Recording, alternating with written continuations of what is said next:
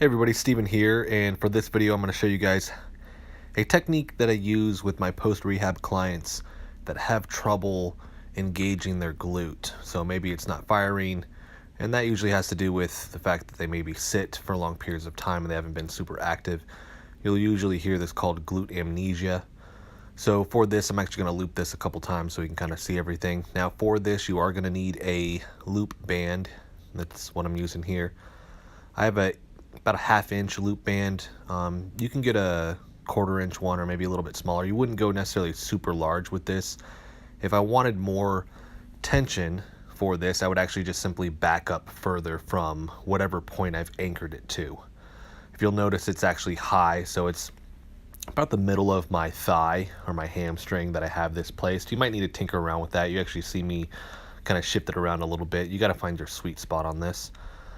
But I'm anchor that, so I don't want it at an angle. I want it so that it'd be pretty straight, because if it's at an angle and it's tied to, in this instance, I'm tied this to the functional trainer, it's going to actually pull that down my leg, and I don't want that. Now, and so you just saw me adjust right there. Now, once I'm actually set up, my feet are shoulder width apart, I'm actually coming up on my toe, and then I'm driving my heel down, and I'm flexing my glute. You'll actually see that I actually place my hand on my glute here, because I'm making sure that I'm actually trying to get that to fire.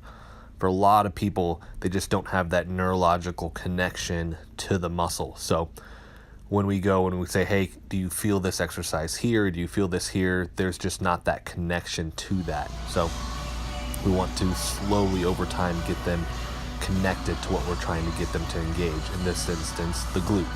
So you might see people do hip ups or something like that, but for more extreme cases, and that's why I say this is more of a post-rehab exercise, that might not work. They might not be able to actually feel their glute at all, or they're using too much hamstring, or it hurts their back, or they can't do it because of their knees, for instance. This is a great replacement for that. So, like I said, I'm going to square up, feet shoulder width apart.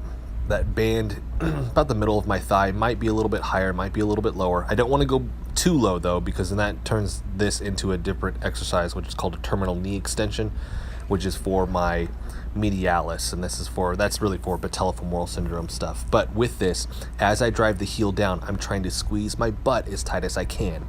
Thus, my hand is on my glute.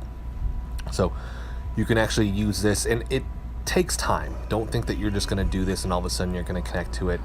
I usually do about 15 to 20 reps, and I'll do 2 rounds every time I have my client in with me to train.